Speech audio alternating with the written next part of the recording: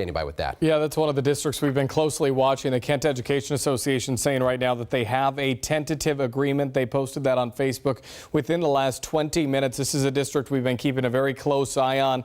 It's been well documented in the last year, the problems that they've had between the superintendent, the school board, the parents, the teachers that in that community. But now Kent saying on Facebook that they do have a tentative agreement. But I want to take you to some video now from Seattle. The Seattle Education Association says that they will strike if they don't have an agreement on a new deal by the first day of school, which is September the 5th.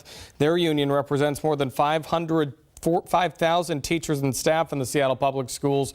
If no agreement is reached by September 5th, this will be the first strike in Seattle Public Schools since 2015. Had over 2,000 people in there. When I asked them, are you willing to authorize the bargaining team to strike when they feel necessary? It was overwhelming. Like, the voices were deafening yes.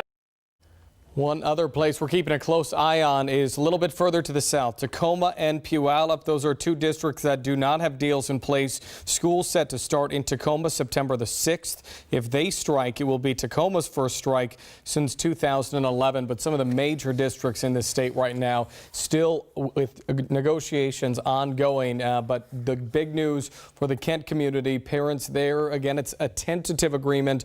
The membership still has to vote on it, but the Education Association saying on Facebook that they have reached a tentative agreement. If this vote goes through, school will go on as planned tomorrow morning. Jake. What a collective sigh of relief for parents in Kent this morning. Yeah. All right, Seattle's turn. Meanwhile,